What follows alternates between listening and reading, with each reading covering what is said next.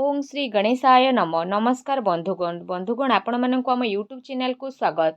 आज ए भिडियो रे आमे आपण मानक कहिबा पई जाउछु विशेष रूप रे आपणक पई ए दुई दिनर स्थिति विषय रे विशेष रूप रे जदि कहिबु ए दुई दिन रे आपणक पई कोन रहिबो विशेष भाव रे स्थिति केउ सबु जिनिस रे आपणक फायदा हेबो केउ सबु जिनिस रे आपणक सावधानता अवलंबन करबाकू पड़िबो आपणकर लव लाइफ किपरि रहिबो क्यारियर किपरि रहिबो बिजनेस आउ व्यापार किपरि रहिबो एवं स्वास्थ्यर किछि महत्वपूर्ण इनफॉरमेशन मध्ये आमे आपणक देबु आउ वीडियो शेष रे आमे आपण मानक किछि उपाय विषय रे मध्ये कहिबु जहाद्वारा आपण ए दिन को आहुरी अधिक शुभ और मंगलदायक सब्यस्त करें।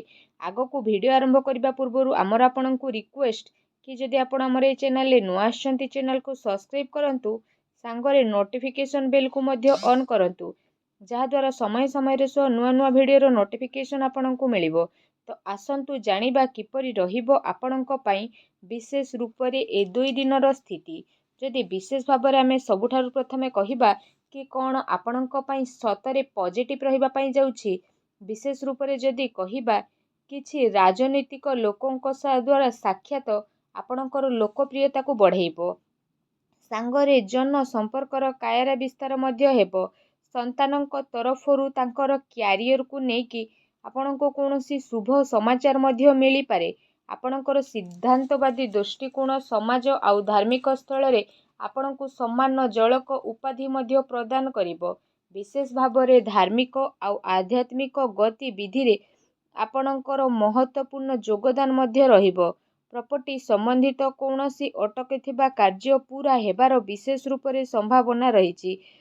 ता सहित जदि आमे कहिबा आपणको भल खराब चिंता मध्य आसीबो एहा सहित भाग्य संतान संबंधित कार्य रे मध्य सुविधा प्रदान मध्य करिबो आपणकर विवेक एवं आदर्शवादी स्वभाव विशेष रूप रे आपणक पई महत्वपूर्ण उपलब्धि मध्य प्रदान करिबो ग्रहंकर स्थिति आपणक पई किछि संतोषजनक मध्य रहिबो जहा आपणक खिलाफ रे रहिथिला एबे से सब मध्य आपणक सपक्ष रे आसीबो आउ संबंध रे मध्य काफी सुधार आसीबो सबु कार्य आपणकर शांतिपूर्ण रूप रे संपन्न हेबार नजर मध्य आसीबे ता सहित भावुकता कारणरू व्यवहारिक दृष्टिकोण आपणक कार्य रे मध्य देखा देबो आपणकर सकारात्मक आउ संतुलित भावना आपणको आग को बढ़िबा और निजर कार्य को सुचारू रूप रे संपन्न करिबारे मध्य सहायता प्रदान करिबो घरे कौनसी धार्मिक उत्सवर आयोजनर योजना मध्य बढ़िबो आपण पुणी थरे निजे निजे को ताजा अनुभव मध्य विशेष भाव रे करिबे एहा सहित अटकीथिबा बड़ पेमेंट मध्य मिलिबा कारणरू आर्थिक स्थिति रे काफी समय पर्यंत सुधार आसी जिवो जहाद्वारा आपणको काफी सुकून मिलिबो आउ आपणकर मन बहुत अधिक प्रसन्न रहिबो।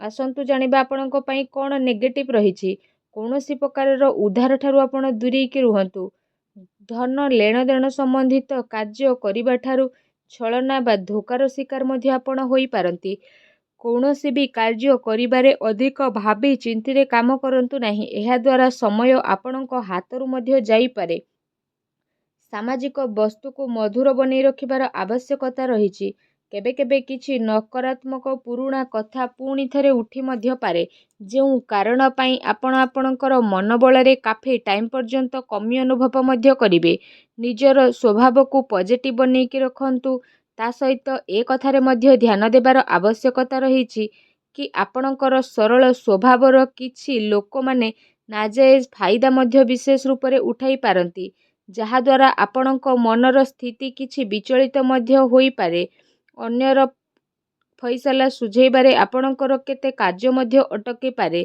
काहा सहित कौनसी वादा करिसेंती से वादा को अवश्य पूरा करंतु नचे समाज रे आपणकर छवि बिगिड़ी पारे एवं किछि लाभदायक होई कि भी आपणक कार्यरु स्थिति बाहरी मध्य जाई पारे एहा सहित जदि विशेष भाव रे करिबा देखावा ठारू आपण दूरी के रखंतु ता सहित धन संपत्ति रे नुकसानदायक स्थिति जदि रहिछि तो सेथि पई कौनसी प्रकारर निवेश को आपण बिगिड़ी दियंतु संपत्ति संबंधी विवाद रे मध्य विशेष रूप रे जदि आमे कहिबा भाईंक सहित संबंध आपण खराब करंतु नाही ପିଲାଙ୍କର ଗତିବିଧି ଉପରେ ଧ୍ୟାନ ରଖିବାର ଅତି ଆବଶ୍ୟକତା ରହିଛି।